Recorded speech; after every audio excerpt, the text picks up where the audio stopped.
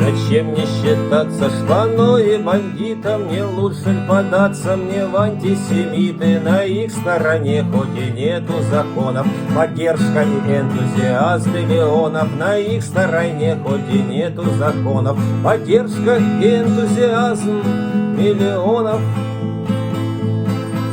Решил ли, значит, кому-то быть битым, но надо ж узнать, кто такие семиты. А вдруг это очень приличные люди, а вдруг из-за них мне чего-нибудь будет. А вдруг это очень приличные люди, а вдруг из-за них мне чего-нибудь будет.